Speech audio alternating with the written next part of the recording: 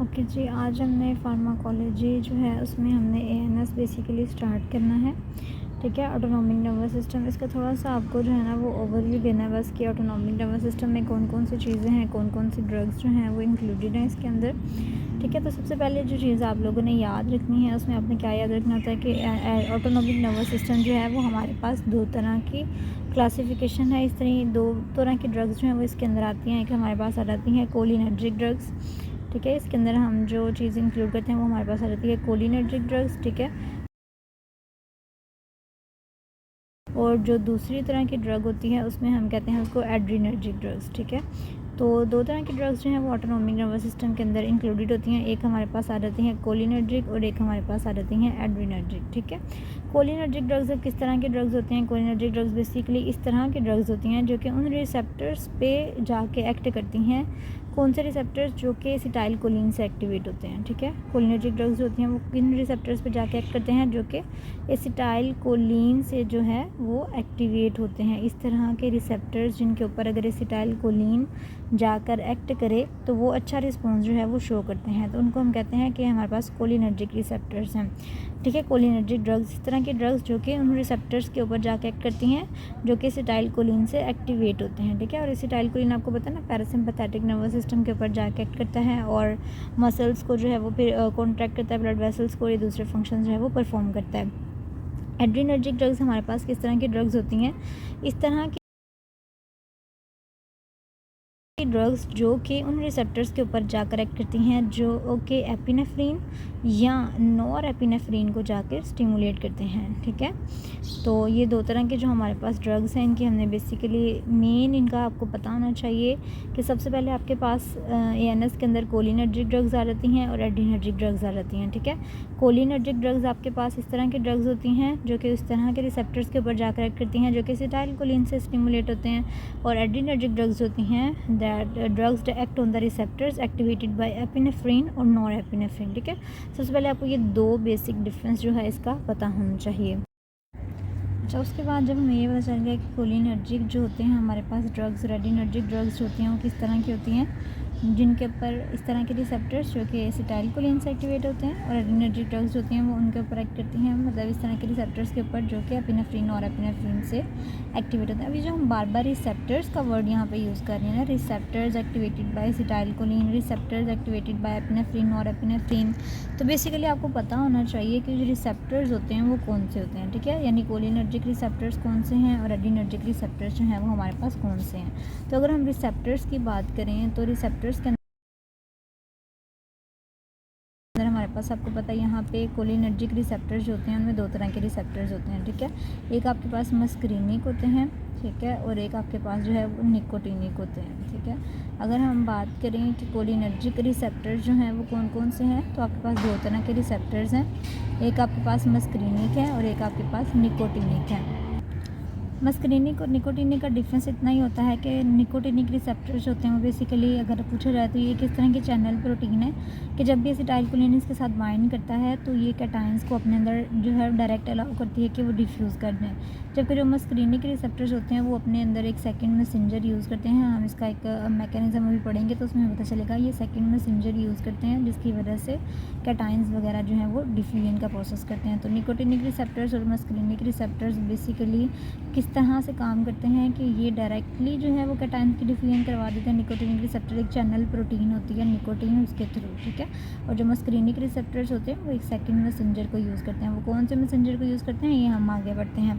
तो बेसिकली अभी तक हमने जो पढ़ा कि जो कोलिनर्जिक रिसेप्टर्स होते हैं वो दो तरह के होते हैं, मस्करीनिक होते हैं, निकोटीनिक होते हैं। मस्करीनिक की भी आगे से फर्दर कह लें सब टाइप्स होती हैं।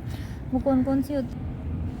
मस्करीनिक में बेसिकली हमारे पास जो इसकी फर्दर सब टाइप्स कह लें आ जाती हैं वो हमारे पास आ जाती हैं। आपने देखा होगा या सुना होगा कि आपके पास M1 receptors, M2 receptors, M3, M4, M5। ठीक है, तो ये सारे जो है ना ये मस्करीनिक रिसेप्टर्स होते हैं। M1, M2, ठीक है, M3, उसके बाद M4 और लास्ट वन हमारे पास M5। ये हमारे पास जो है वो मस्करीनिक रिसेप्टर्स होते हैं। और जो निकोटीनिक रिसेप्टर्स होते हैं वो हमारे पास कौन कौन से होते हैं? निकोटीनिक रिसेप्टर्स हमारे पास मोस्टली NM और NN होते हैं। ठीक है, NM कहते हैं हम और NN। ये आप कह लें कि ये आपके पास जो है वो मस्करीनिक और निकोटिनिक रिसेप्टर्स आ जाते हैं, ठीक है। एन जो होते हैं वो न्यूरोमस्कुलर जंक्शन के ऊपर मोस्टली एक्ट करते हैं, और एन जो होते हैं वो आपके पास ANS के ऊपर, गैंग्लियंस के ऊपर मोस्टली जो है वो एक्ट करते हैं, ठीक है। तो ये आपके पास कितनी तरह के रिसेप्टर्स आ गए हैं, मस्करीनिक आगे, निकोटिनिक आगे, ठीक है। और मस्करीनिक में भी फर्दर हमने पढ़ लिया ये M1, M2, M3, M4, M5, और निकोटिनिक के अंदर हमने पढ़ लिया NM और NN, ठीक है। आगे हम जो हमारी बुक के अंदर कैटसन के अंदर भी मेंशन है जो चीज़, वही याद रखने वाली चीज़ है कि ये एक्ट कहाँ कहाँ पे करते हैं, ठीक है। M1 है तो वो कहाँ पे एक्ट करता है, M2 कहाँ पे एक्ट करता है, M3, M4, M5, इस तरह से NM और NN, ठीक है। M1 जो होता है हमारे पास, आपने देखा होगा कि M1 के बारे में लिखा होता है कि मोस्टली नर्व एंडिंग्स के ऊपर होता है, ठीक है। M1 कहाँ पे एक्ट करता है, हमारे पास ये रिसेप्टर्स होते हैं वो मोस्टली नर्व एंडिंग्स के ऊपर पाए जाते हैं और वहाँ पे ही अपना फंक्शन जो है वो परफॉर्म करते हैं, ठीक है। M2 मोस्टली हमारे पास हार्ट के ऊपर जो है वो एक्ट करता है, ये रिसेप्टर्स होते हैं हमारे पास हार्ट के ऊपर होते हैं, ठीक है। M3 की अगर हम बात करें तो M3 मोस्टली हमारे पास स्मूथ मसल्स के ऊपर, यहाँ कह लें एंडोथीलियम के ऊपर जो है वो जाकर एक्ट करते हैं, यहाँ पे ये रिसेप्टर्स होते हैं वो प्रेजेंट होते हैं, स्मूथ मसल्स या एंडोथीलियम, ठीक है। स्मूथ मसल्स के ऊपर आप कह सकते हैं या एंडोथीलियम के ऊपर कह सकते हैं। इसके अलावा M4 जो होते हैं हमारे पास, M4 और M5 का जो होता है वो इतना मेंशन नहीं किया गया हमारे बुक्स के अंदर कि कहाँ पे ये मेंशन कहाँ पे ये प्रेजेंट होते हैं, ठीक है। NM हमने पहले भी बात कर ली कि न्यूरोमस्कुलर जंक्शंस के ऊपर होते हैं, ठीक है। न्यूरोमस्कुलर जंक्शंस के ऊपर जो है वो प्रेजेंट होते हैं, न्यूरोमस्कुलर जंक्शंस के ऊपर। और जो हमारे पास NN होता है वो मोस्टली ANS के अंदर गैंग्लियंस वगैरह होते हैं, वहाँ पे ये जो है वो प्रेजेंट होते हैं, ठीक है। तो अभी तक हमने पढ़ा कि हमारे पास जो है ANS के अंदर कोलिनर्जिक ड्रग्स होती हैं, एड्रीनर्जिक ड्रग्स होती हैं, ये किन किन के ऊपर एक्ट करती हैं, रिसेप्टर्स कितनी तरह के होते हैं, रिसेप्टर्स की 2 तरह की टाइप्स, कोलिनर्जिक रिसेप्टर्स की हमने टाइप्स पढ़ी, उनकी फर्दर हमने सब टाइप्स पढ़ी, और ये कहाँ कहाँ पर प्रेजेंट होते हैं ये हमने पढ़े, ठीक है। अब ये जो सारे रिसेप्टर्स होते हैं ना, इनके अंदर कुछ कह लें कि जी कपल्ड प्रोटीन होती है, ठीक है। ये सारे रिसेप्टर्स होते हैं इनके अंदर जी कपल्ड प्रोटीन होती है, वो कौन कौन सी ये जी कपल्ड प्रोटीन जो है वो रखते हैं, ये भी जानना ज़रूरी है क्योंकि ये MCQs में अक्सर पूछा जाता है। अच्छा जी कपल्ड प्रोटीन की तरफ जो है वो जाने से पहले हमने अपने रिसेप्टर्स जो हैं वो कंप्लीट करने हैं, तो हमने कोलिनर्जिक रिसेप्टर्स को कंप्लीट कर लिए, ठीक है। ये हमने मस्करीनिक और निकोटिनिक रिसेप्टर्स पढ़ा, ये हमारे पास कोलिनर्जिक रिसेप्टर्स थे, ठीक है। अब हमारे पास एड्रीनर्जिक रिसेप्टर्स भी होते हैं, जिस तरह कि अगर आप अपनी बुक खोलेंगे तो उसके अंदर आपको मिलेगा कि एड्रीनर्जिक रिसेप्टर्स में आपके पास α1 है, ठीक है। इसके अलावा आपके पास α2 आ जाता है, और इसके अलावा आपके पास β1, β2 और β3, ठीक है। ये आपके पास टोटल 5 रिसेप्टर्स होते हैं जो कि एड्रीनर्जिक रिसेप्टर्स होते हैं। कोलिनर्जिक रिसेप्टर्स हो गए, एड्रीनर्जिक रिसेप्टर्स हो गए, आप इस तरह से ही मेंशन करके इस तरह से ही इनको याद रख सकते हैं, ठीक है। सिमिलरली जैसे हमने यहाँ पढ़ा कि M1 इसके ऊपर एक्ट करता है, M2 इसके ऊपर एक्ट करता है, ये भी पता होना चाहिए कि α1, α2, जो β1, β2, β3 है ये कहाँ कहाँ प्रेजेंट होते हैं, ठीक है। तो α1 हमारे पास हमारी बुक के अंदर मेंशन है कि ये स्मूथ मसल्स के ऊपर और ग्लैंड्स के ऊपर मोस्टली जो है वो पाया जाता है, ठीक है। अगर हम α2 की बात करें तो α2 आपके पास नर्व एंडिंग्स के ऊपर होता है, मोस्टली नर्व एंडिंग्स के ऊपर पाया जाता है, ठीक है। ये रिसेप्टर्स होते हैं हमारे पास मोस्टली नर्व एंडिंग्स के ऊपर होते हैं, या आप ये भी कह सकते हैं ये भी स्मूथ मसल्स के अंदर भी प्रेजेंट होते हैं, स्मूथ मसल्स के ऊपर भी रिसेप्टर्स प्रेजेंट होते हैं, ठीक है। β1 की अगर हम बात करें तो कार्डियो के जो मसल्स होते हैं, ठीक है, कार्डियोवास्कुलर मसल्स होते हैं उनके अंदर ये प्रेजेंट होता है। इसके अलावा आपके पास जो है ये हम यहाँ पे लिख देते हैं कि कार्डिक मसल्स होते हैं, उनके अंदर β1 रिसेप्टर जो हैं वो पाए जाते हैं कार्डिक मसल्स के अंदर, ठीक है। और β2 रिसेप्टर्स हमारे पास कहाँ पाए जाते हैं, ये हमारे पास स्मूथ मसल्स के अंदर भी होते हैं, लीवर के अंदर भी होते हैं, और इसके अलावा आपके पास हार्ट के अंदर भी जो है वो β2 रिसेप्टर जो है वो पाए जाते हैं, ठीक है। और लास्ट पे आपके पास β3 आ जाता है, और β3 आपको पता होना चाहिए कि आपके पास एडिपोज सेल्स होते हैं, ठीक है। फैट सेल्स, एडिपोज सेल्स जो होते हैं उनके अंदर आपके पास β3 पाया जाता है। तो ये हमारे पास टोटल रिसेप्टर्स की कहानी तकरीबन हमारी कंप्लीट हो गई है। कोलिनर्जिक रिसेप्टर्स 2 तरह के थे, सब टाइप्स, और कहाँ कहाँ पाए जाते हैं। एड्रीनर्जिक रिसेप्टर्स हमारे पास जो है वो 5 डायरेक्ट उसकी टाइप्स थी, ठीक है, और वो कहाँ कहाँ पाए जाते हैं ये भी हमने पढ़ लिया। अच्छा, यहाँ पे ना हमारे पास एक कॉन्सेप्ट लेना बहुत इंपॉर्टेंट है, जी प्रोटीन कपल्ड रिसेप्टर, क्योंकि आपको पता होगा ना इसके अंदर कौन सी जी प्रोटीन पाई जाती है, तो उसकी बेस पे आप इसका जो है ना वो फंक्शन बता सकते हैं, ठीक है। तो जी प्रोटीन कपल्ड रिसेप्टर में आपने जो मेन चीज़ याद रखनी है ना वो ये याद रखनी है कि 3 तरह की जी प्रोटीन है आपके पास, ठीक है। एक आपके पास GQ है, एक आपके पास GS है और एक आपके पास GI है, ठीक है। देखिए एस से तो उसके नाम से पता चल रहा है ये जी स्टिमुलेटिंग प्रोटीन है, ये इनहिबिटरी प्रोटीन है और ये जी प्रोटीन कपल्ड रिसेप्टर वाली प्रोटीन है, ठीक है। ये 3 तरह की प्रोटीन्स आपने याद रखनी है, जी protein coupled receptor, GQ, GS और GI, ठीक है। अब इनका ना कुछ थोड़ा सा फंक्शन हम पढ़ेंगे, उसके बाद हमें डायरेक्टली हमें अपने रिसेप्टर्स के अंदर जो प्रोटीन पाई जा रही है उसकी बेस पे हमें फंक्शंस का पता चल जाएगा। अच्छा, सबसे पहले अगर हम GQ की बात करें ना, तो GQ की तो बहुत सिंपल सी स्टोरी है कि GQ जो होती है वो जाके एक्टिवेट करती है हमारे पास फॉस्फोलाइपेज C को, ठीक है।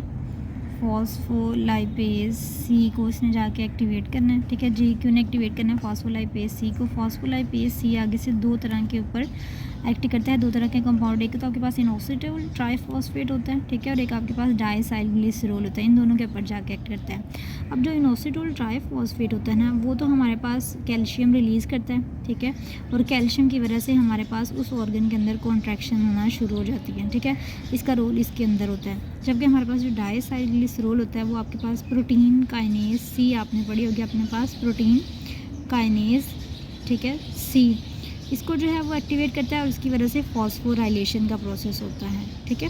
तो ये आपके पास अगर जी प्रोटीन कपल्ड रिसेप्टर का फंक्शन आता है या काम आता है तो वो किस तरह से काम करती है, एक्टिवेट करती है फॉस्फोलाइपेज C को, ठीक है। इस कंपाउंड को उसने एक्टिवेट किया, उसने आगे से इनोसिटोल ट्राइफॉस्फेट, ये क्या आपके पास है, इनोसिटोल ट्राइफॉस्फेट, ठीक है, इनोसिटोल ट्राइफॉस्फेट को इसने जाके एक्टिवेट किया, ठीक है। उसने आगे से कैल्शियम रिलीज़ करने हैं और कैल्शियम ने आगे से कॉन्ट्रैक्शन करवानी है। और डाइसाइलग्लिसराइल जो होता है वो प्रोटीन काइनेज C को एक्टिवेट करता है, वो आगे से फॉस्फोराइलेशन, ये हमारे पास GQ का काम होता है सारा, ठीक है। जहाँ पे भी GQ होगी ना वो कोई स्टिमुलेटरी फंक्शन परफॉर्म कर रही होगी। अब हमारे पास GI का तो आपको पता चल गया ये इनहिबिटरी फंक्शन परफॉर्म करेगी, ठीक है। जहाँ जिसके अंदर भी GI होगी वो हमारे पास मोस्टली जो है वो इनहिबिट करवाएगी। क्या इनहिबिट करवाती है, ये बेसिकली इनहिबिट करवाती है एडिनाइल साइक्लेज को, ठीक है। इसका फंक्शन अगर हम डिटेल में देखें तो एडिनाइल साइक्लेज को इनहिबिट करवाती है, ठीक है। एडिनाइल साइक्लेज आगे से जाके CAMP, ठीक है, एडिनोमोनोफॉस्फेट जो होती है इसके अमाउंट को कम कर देता है, ठीक है। जब ये कम होती है तो पोटाशियम की कंडक्शन जो होती है वो हमारे पास मोस्टली ज़्यादा हो जाती है। पोटाशियम की कंडक्टेंस ज़्यादा होती है तो उसकी वजह से कॉन्ट्रैक्शन जो है वो अकर होती है, ठीक है। ये हमारे पास GI का जो है वो सारा मैकेनिज्म है कि GI जो होती है वो इनहिबिट करवाती है एडिनाइल साइक्लेज को। एडिनाइल साइक्लेज को इनहिबिट करवाने की वजह से CAMP की अमाउंट कम हो जाती है, पोटाशियम की कंडक्टेंस ज़्यादा हो जाती है और कॉन्ट्रैक्शन जो है वो होती है, ठीक है। ये GI सारा काम करती है और लास्ट में हमारे पास GS रह जाती है, ठीक है। GS हमारे पास यानी स्टिमुलेटरी फंक्शन जो हमने कहा परफॉर्म करती है, ये बेसिकली स्टिमुलेट करवाती है, ठीक है। इसका फंक्शन ना सारा इसके ऑपोजिट होगा। हमने कहा था कि ये इनहिबिट करवाती है एडिनाइल साइक्लेज को, GS जो है ये क्या करवाएगी, स्टिमुलेट करवाती है एडिनाइल साइक्लेज को, ठीक है। जब ये स्टिमुलेट करवाएगी एडिनाइल साइक्लेज को तो CAMP की अमाउंट जो होगी वो बॉडी के अंदर क्या हो जाएगी, ज़्यादा हो जाएगी, ठीक है। जब CAMP की अमाउंट ज़्यादा हो जाएगी तो पोटाशियम की कंडक्टेंस क्या हो जाएगी, कम हो जाएगी। पोटाशियम की कंडक्टेंस कम हो जाएगी तो क्या होगी, रिलैक्सेशन होगी, ठीक है। तो ये हमारे पास इसका जो है वो मैकेनिज़्म इसके बिल्कुल ऑपोजिट है। GQ का मैकेनिज़्म आपने देख लिया, सबसे पहले इसने एक्टिवेट करवाना है फॉस्फोलाइपेज C को, वो जाके IP3 कैल्शियम को और कॉन्ट्रैक्शन करवाएगी। दूसरा इसका फंक्शन डाइसाइलग्लिसरॉल को जाके एक्टिवेट करवाती है, वो प्रोटीन काइनेज C को और फॉस्फोराइलेशन का प्रोसेस करवाती है, ठीक है। इसके अलावा हमारे पास GI है जो कि इनहिबिट करवाती है एडिनाइल साइक्लेज को, वो CAMP के अमाउंट को कम कर देगी, पोटाशियम कंडक्टेंस ज़्यादा होगी, कॉन्ट्रैक्शन होगी। इसके अलावा GS स्टिमुलेटरी है तो CAMP के अमाउंट ज़्यादा हो जाएगी, पोटाशियम कंडक्टेंस कम हो जाएगी, रिलैक्सेशन का प्रोसेस होगा।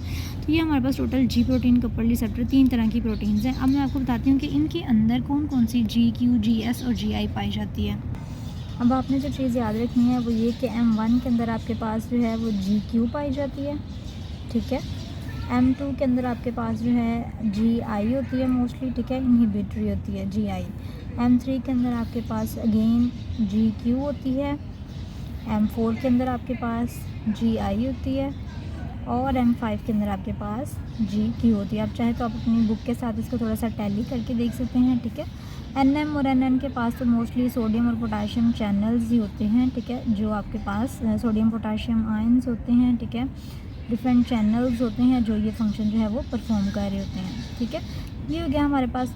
उसके बाद alpha 1, alpha 2, beta 1, beta 2, beta 3 के अंदर क्या क्या पाया जाता है, तो ये भी आप साथ ही नोट कर लें। अल्फ़ा 1 के अंदर आपके पास GQ होती है, अल्फ़ा 2 के पास GI प्रोटीन कपल्ड रिसेप्टर होते हैं, बीटा 1 रिसेप्टर्स के अंदर हमारे पास जो प्रोटीन होती है वो GS होती है, बीटा 2 के अंदर भी GS होती है और बीटा 3 के अंदर भी GS होती है। ठीक है, इन तीनों के अंदर स्टिमुलेटरी प्रोटीन होती है, GS होती है, उसका फंक्शन ये होता है। ठीक है, अच्छा, अगर हम इनके थोड़ा सा फंक्शन की बात करें तो M1 को ना अपने फंक्शन की बेस पे याद रखना है कि इसके अंदर GQ कपल्ड रिसेप्टर है ना, तो ये हमारे पास मोस्टली जो फंक्शन परफॉर्म करता है ये स्टिमुलेट ही करता है। ठीक है, स्टिमुलेटरी फंक्शन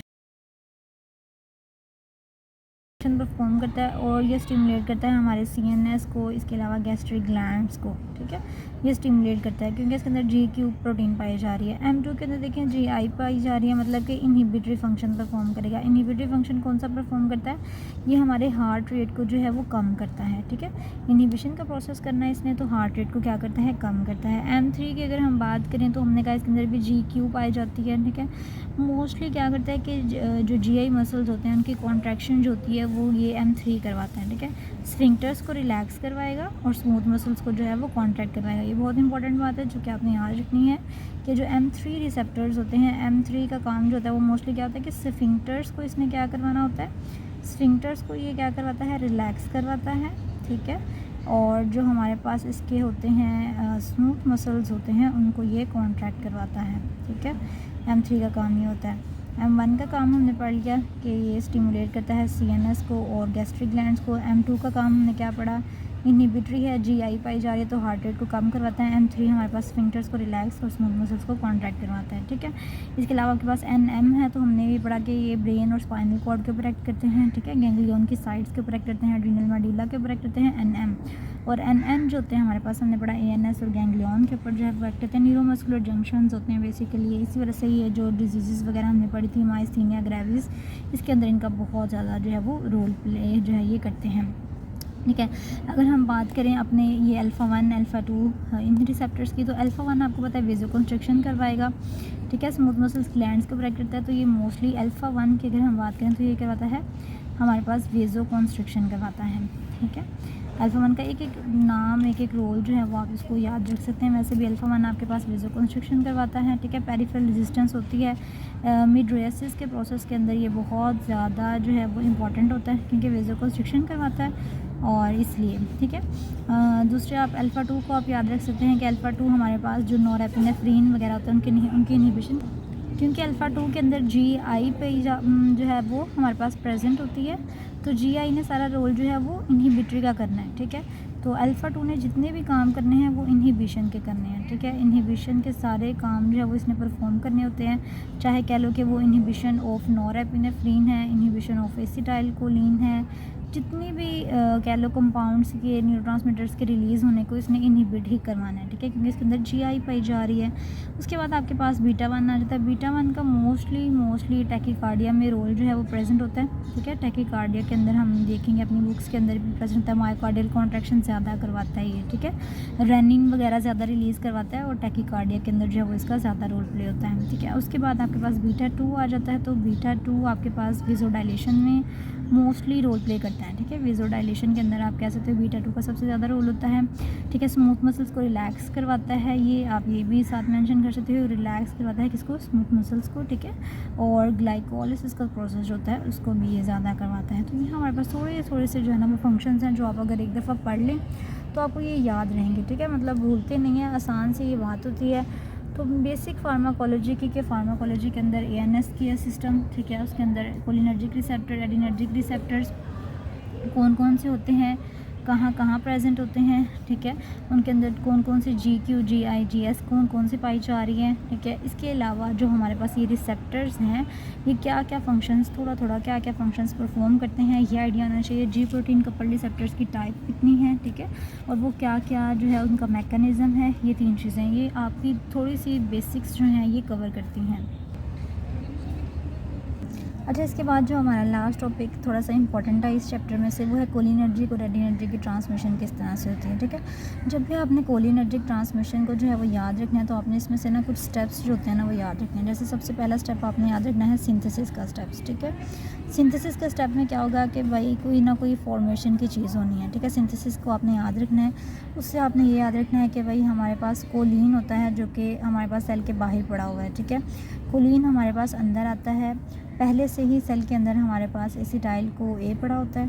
ठीक है, एसिटाइल को ए जो है हमारे पास पहले ही पड़ा होता है। एसिटाइल को ए जब इस कोलिन के साथ मिलता है ना, ठीक है, एसिटाइल को ए जब इस कोलिन के साथ मिलता है तो हमारे पास क्या चीज़ बना देता है, एसिटाइल कोलिन। ठीक है, एसिटाइल को ए जब इस कोलिन के साथ मिलेगा तो एसिटाइल कोलिन बना देगा। और किसकी प्रेजेंस में बनाता है, यहाँ पे एक एंजाइम आपके बुक के अंदर मेंशन होगा, कोलिन एसिटाइल ट्रांसफरेज।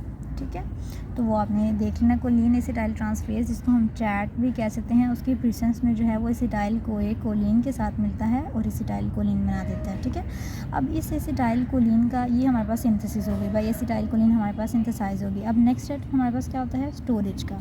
ठीक है, दूसरा प्रोसेस हमारे पास किस चीज़ का होता है, स्टोरेज का होता है। अब इस एसिटाइल कोलिन ने बेसिकली स्टोर होना होता है एक वेजिकल के अंदर। ठीक है, ये हमारे पास वेजिकल होता है, उसके अंदर ये एसिटाइल कोलिन जो है वो जाके क्या हो जाती है, स्टोर हो जाती है। ठीक है, एसिटाइल कोलिन इस वेजिकल के अंदर जाके स्टोर हो गई। अब मेन काम तो ये है कि इस एसिटाइल कोलिन को किस तरह सेल के बाहर निकालें ताकि वो हमारे रिसेप्टर्स के ऊपर जाकर एक्ट करें। ठीक है, अब ये जो एसिटाइल कोलिन है इसका तीसरा प्रोसेस हमारे पास रिलीज़ का होता है। ठीक है, कि इसने बाहर को जो है वो रिलीज़ होना है, किसी तरीके से रिलीज़ होना है। तो इसमें आपके पास यहाँ पे वी स्नेयर और टी स्नेयर प्रोटीन्स होती हैं। ठीक है, V snare and T snare. ठीक है, ये जो प्रोटीन्स होती हैं ये आपस में जो है वो इनका कॉम्बिनेशन होता है, ये एसिटाइल कोलिन जो है यहाँ से बाहर आ जाती है। मतलब सिंपल अगर हम स्टोरी देखें जिसमें हम ज़्यादा कॉम्प्लेक्स जो है वो ना अगर जाएँ, चीज़ों के अंदर ना जाएँ, मोस्टली क्या रहता है कि यहाँ से कैल्शियम जो होता है वो आता है सेल के अंदर। ठीक है, तो और वी स्नेयर टी स्नेयर का जो है वो आपस में कंबाइन करती हैं और उसकी वजह से एसिटाइल कोलिन जो है वो बाहर आ जाता है। एसिटाइल कोलिन यहाँ पे आता है बाहर और फिर यहाँ पे करके कोलिनोसेप्टर्स प्रेजेंट होते हैं। ठीक है, यहाँ पे हमारे पास क्या प्रेजेंट होते हैं, कोलिनोसेप्टर्स यानी जो कोलिन के रिसेप्टर्स हैं हमारे पास, जिस तरह के NM, ठीक है, M1, M2, M3, ये सारे यहाँ पे प्रेजेंट होते हैं। एसिटाइल कोलिन उनके ऊपर जाके लगता है और अपना फंक्शन जो है वो परफॉर्म करता है। सिंपल सी बात, कुछ कभी इस तरह से होता है एसिटाइल कोलिन जो है वो डिग्रेड भी हो जाता है। एसिटाइल कोलिन एस्ट्रेज यहाँ पे एक एंजाइम होता है, वो एसिटाइल कोलिन को दोबारा से तोड़कर कोलिन में कन्वर्ट कर देता है। ठीक है, और दोबारा से एसिटेट जो है वो बन जाता है हमारे पास। ये इसका सारा जो है वो प्रोसेस होता है। ठीक है, मतलब यहाँ पे आके टर्मिनेशन भी आप इसको कह सकते हैं, फोर्थ वाल प्रोसेस को। ठीक है, तो ये आपके पास टोटल जो है कोलिनर्जिक की ट्रांसमिशन होती है। अब हमारी बुक के अंदर जो बहुत इंटरेस्टिंग सी चीज़ है कि भाई हम कहाँ पे इसको रोक सकते हैं, इस ट्रांसमिशन को, जो कोलिनर्जिक ट्रांसमिशन है उसको आप कहाँ पे रोक सकते हैं। ठीक है, तो सबसे पहले आपके पास जो प्रोसेस होता है वो ये होता है। अच्छा, सबसे पहले हमारे पास ये प्रोसेस होता है कि अगर हम यहाँ पर कोलिन, ठीक है, जो हमने कोलिन को अंदर भेज रहे हैं, अगर हम कोलिन को अंदर ना भेजें, जब कोलिन को अंदर नहीं भेजेंगे तो ऑटोमेटिकली एसिटाइल को ये कोलिन जो है वो कंबाइन नहीं करेगी और यहाँ पे एसिटाइल कोलिन नहीं बनेगा। ठीक है, तो कोलिन को यहाँ पे रोकने के लिए हमारे पास होती है यहाँ पे हेमिकोलिनियम। ठीक है, यहाँ पे हमारे पास हेमिकोलिनियम होती है। अगर हम यहाँ पे हेमिकोलिनियम को जो है वो यूज़ करें, हेमिकोलिनियम अंदर डाल दें तो फिर कोलिन जो है वो अंदर नहीं जा सकती, और जब कोलिन अंदर नहीं जाएगी तो एसिटाइल कोए और कोलिन आपस में नहीं मिलेंगे, एसिटाइल कोलिन नहीं बनेगी, मतलब फर्दर ट्रांसमिशन जो है वो रुक जाएगी। ठीक है, एक हमारे पास ये चेक पॉइंट है इसका, ये आपने याद रखना है कि हेमिकोलिनियम इस पॉइंट पे जो है वो हम फर्स्ट यानी सिंथेसिस के पॉइंट पे हम इसको रोक सकते हैं। सेकंड पॉइंट कौन सा होता है, स्टोरेज। ठीक है, सेकंड हमारी स्टोरेज का पॉइंट था। अब एसिटाइल कोलिन वेजिकल के अंदर स्टोर होता है, अगर तो ये वेजिकल के अंदर स्टोर ना हो, ठीक है, ये बाहर ही रहेगा, क्या नहीं, अब वेस्ट हो जाएगा। ठीक है, इसको वेजिकल के अंदर स्टोर करने से हमारी ट्रांसमिशन आगे जा रही है। तो अगर ये वेजिकल के अंदर स्टोर ना हो, यानी अगर हम यहाँ पर वज़ैमिक ऑल यूज़ करते हैं, वज़ैमिक ऑल जो है वो इस तरह का न्यूरोट्रांसमीटर होगा जो क्या करेगा, इनहिबिट कर देगा किस चीज़ को, इसकी स्टोरेज नहीं होने देगा। ठीक है, तो अगर इसकी स्टोरेज ना हुई तो फर्दर ट्रांसमिशन नहीं हो सकती। तो हमारे पास दूसरा चेक पॉइंट है वज़ैमिक ऑल। पहला हमने अगर हम हेमिकोलिनियम यूज़ करें तो वो कोलिन को अंदर नहीं जाने देगा। दूसरा अगर हम वज़ैमिकोल यूज़ करते हैं तो वो हमारे पास एसिटाइलकोलिन को स्टोर नहीं होने देता, ठीक है। तीसरा हमारे पास यहाँ पे रिलीज़ का प्रोसेस था, तो अगर हम यहाँ पर बोचोलिनियम यूज़ करते हैं, ठीक है, बोचोलिनियम टॉक्सिन जिस तरह के हमने पढ़ा हुआ है, ठीक है, बोचोलिनियम अगर हम यहाँ पे यूज़ करें तो वो हमारे पास जो है ये वी स्नेयर और टी स्नेयर का कॉम्बिनेशन जो है इसको रोक देता है, ठीक है, यहाँ पर एक्ट करता है और इसके रिलीज़ को रोक देता है, ठीक है। एक हमने सिंथेसिस नहीं होने देनी, एक दूसरा चेक पॉइंट हमारा स्टोरेज में हो सकता है, तीसरा चेक पॉइंट हमारे पास होता है अगर हम उसको रिलीज़ ना होने दें, ठीक है। तो ये हमारे पास 3 चेक पॉइंट्स यहाँ पर प्रेजेंट होते हैं। अगर हम इन 3 चेक पॉइंट्स के ऊपर जो है वो रोक लें प्रोसेस को, तो हमारे पास जो कोलिनर्जिक ट्रांसमिशन है यानी जो एसिटाइल कोलिन की ट्रांसमिशन है वो रुक सकती है। तो ये आपने जो बेसिक चीज़ें हैं वो याद रखनी है कि भाई अगर आपको एग्ज़ाम में आता है कि कोलिनर्जिक ट्रांसमिशन जो है वो किस तरह से होती है, ठीक है, तो वो ये हमारे पास पूरा प्रोसेस होता है। किन किन प्रोसेस पे किस किस कंपाउंड किस किस मॉलिक्यूल के थ्रू जो है वो किस किस न्यूरोट्रांसमीटर के थ्रू जो है इसको रोका जा सकता है, तो वो भी आपके सामने जो है वो मेंशन है सारी, ठीक है। ये हमारे पास जो थी वो कोलिनर्जिक ट्रांसमिशन थी। अगर हमने एड्रीनर्जिक ट्रांसमिशन को जो है वो पढ़ना हो तो एड्रीनर्जिक ट्रांसमिशन में भी आपकी बुक के ऊपर अगर आप देखेंगे तो सेम ही प्रोसेस होता है। सिर्फ ये कि हमारे पास यहाँ पे टायरोसिन सबसे पहले बाहर से जो है वो एंटर होगा, ठीक है। टायरोसिन हमें पता है कि हाइड्रोक्सिलेशन से बनता है, ठीक है। टायरोसिन हाइड्रोक्सिलेज हमारे पास एक एंजाइम होता है, टायरोसिन हाइड्रोक्सिलेज। इसकी जब हमारे पास हाइड्रोक्सिलेशन होती है तो उससे हमारे पास बनता है टायरोसिन, ठीक है। टायरोसिन जो है वो हमारे पास अंदर एंटर होता है जी, टायरोसिन आ गया हमारे पास, मेन कंपाउंड टायरोसिन है। टायरोसिन नेक्स्ट हमारे पास कन्वर्ट होता है डोपामिन, ठीक है। डोपामिन आपने पढ़ा होगा, डोपामिन जो है वो कन्वर्ट हो जाता है और डोपा के बाद डोपा ने तो अल्टीमेटली डोपामिन में कन्वर्ट हो जाना है, ठीक है। ये डोपामिन में कन्वर्ट हो गया, इसकी फर्दर हाइड्रोक्सिलेशन होती है तो ये नॉरएपिनेफ्रिन में कन्वर्ट हो जाता है, ठीक है। यहाँ पे हाइड्रोक्सिलेशन होती है और ये वेजिकल के अंदर जो है वो नॉरएपिनेफ्रिन बन गया हमारे पास। नॉरएपिनेफ्रिन ने बाहर जाना होता है बेसिकली, ठीक है। यहाँ पे सारा प्रोसेस वही होता है, वी स्नेयर टी स्नेयर मिलती हैं, नॉरएपिनेफ्रिन यहाँ से बाहर जाएगा, ठीक है। बाहर जाके यहाँ से एड्रीनो रिसेप्टर्स होते हैं प्रेजेंट और यहाँ पे एड्रीनो रिसेप्टर्स के ऊपर जो है वो कह लो कि मिल जाएगा। यहाँ पे कैल्शियम का रोल हमने ऊपर भी यहाँ पे पढ़ा था, कैल्शियम रोल प्ले करती है, यहाँ पे भी हमारे पास कैल्शियम रोल प्ले करती है। वी स्नेयर और टी स्नेयर भी यहाँ पे प्रेजेंट होती हैं, ठीक है। ये तो जनरल था हमारे पास किस तरह से ट्रांसमिशन जो है वो हमारी हो गई। अगर हमने इसको भी कह लें कि थोड़ा सा रोकना हो या इसके अंदर भी थोड़ा सा करना हो डिफरेंस, तो फिर हम क्या करते हैं, यहाँ पे भी कुछ चेक पॉइंट्स होते हैं। जैसे अगर हम टायरोसिन को ही ना अंदर आने दें, यानी हाइड्रोक्सिलेशन का, टायरोसिन की हाइड्रोक्सिलेशन होनी है फिर टायरोसिन ने बनना है। अगर हम हाइड्रोक्सिलेशन को रोक दें, इसमें हमारे पास एक कंपाउंड जिसको हम कहते हैं, एक हमारे पास न्यूरोट्रांसमीटर मी टायरोसिन, ठीक है। मी टायरोसिन जो है वो हमारे पास इस चीज़ को रोकता है, ठीक है। तो हमारे पास टायरोसिन ही नहीं बनती, तो फिर सारा प्रोसेस रुक जाता है। इसके अलावा अगर हमारे पास यहाँ पे जो नॉरएपिनेफ्रिन होती है ना, वो यहाँ पे हमारे पास अपटेक के लिए कुछ कह लो कि एक रास्ता बना हुआ है, ठीक है। यहाँ से नॉरएपिनेफ्रिन क्या करती है, जाती है और दोबारा से इस वेजिकल के अंदर जाके स्टोर हो जाती है। जब ये स्टोर हो जाती है तो हमारे पास नॉरएपिनेफ्रिन ज़्यादा होती जाती है, ये प्रोसेस चलता रहता है, रुकता नहीं है, ठीक है। तो अगर हम इस अपटेक को रोक दें यहाँ पे, ठीक है, यहाँ पे हम यूज़ करते हैं कोकेन, ठीक है। मोस्टली हम कोकेन को यूज़ करते हैं, वो इस अपटेक को रोक देता है। जब इस अपटेक को रोका जाता है तो फिर नॉरएपिनेफ्रिन का रिजर्वायर ख़त्म हो जाता है, ठीक है। इसके थ्रू भी हम रोक सकते हैं। एक हमारे पास यहाँ पे गुआनिथिडीन होती है, ऑलमोस्ट यहाँ पे करके आप लिख सकते हैं गुआनिथिडीन, ठीक है। गुआनिथिडीन का जो है वो प्रोसेस यही होता है, ये हमारे पास जो बाहर जाने का यानी टर्मिनेशन का प्रोसेस होता है यहाँ से वेजिकल के से, ये प्रोसेस को ये गुआनिथिडीन जो है वो रोकती है। और 4 चेक पॉइंट्स हैं इसके। चौथा चेक पॉइंट हमारे पास मोस्टली वी मैट होता है, जिसको हम कहते हैं वेजिकुलर मोनोअमाइन ट्रांसपोर्टर, ठीक है। यहाँ पे हमारे पास यहाँ पे जो वेजिकल्स के बाहर जाने का रास्ता होता है, ठीक है। अगर हम उसको रोक दें, उसको रेजरपीन होती है जो हमारे पास क्या करती है, उसको रोक देती है, ठीक है। ये हमारे पास कुछ चेक पॉइंट्स होते हैं जहाँ पे हम इनकी कैलो ट्रांसमिशन को रोक सकते हैं। पहला हमने क्या किया, टायरोसिन को बनने ही नहीं देना, ठीक है, मी टायरोसिन यूज़ करनी है। दूसरा हमने अगर नॉरएपिनेफ्रिन यहाँ से बाहर जा रही है, वेजिकल के अंदर से निकल गया, तो वेजिकल के रास्ते को बंद कर दो, रेजरपीन यूज़ कर दो।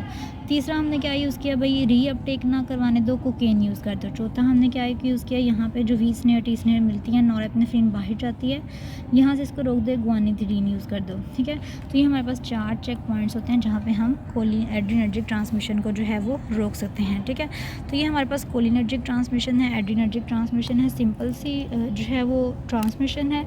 जस्ट आपने जो चीज़ें याद रखनी है कि भाई कोलिन अंदर जा रहा है, सारा प्रोसेस हो रहा है, एसिटाइलकोलिन अपने कोलिनोसेप्टर्स के साथ मिल रहा है। दूसरे नंबर पे आपने एड्रीनर्जिक रिसेप्टर्स के अंदर एड्रीनर्जिक ट्रांसमिशन में क्या याद रखना है, टायरोसिन अंदर जा रहा है, ये सारा प्रोसेस हो रहा है एड्रीनो रिसेप्टर्स के ऊपर जाके, यानी अल्फ़ा 1 अल्फ़ा 2 बीटा 1 के ऊपर जाके ये मिल रहा है। चेक पॉइंट्स कौन कौन से हैं, बहुत इंपॉर्टेंट है।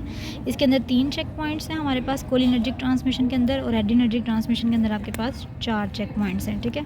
चेक पॉइंट्स के नाम यूएचएस के अंदर जो है वो आते रहते हैं, ठीक है, एमसीक्यूज़ में पूछते रहते हैं, तो ये आपने ज़रूर याद करने हैं।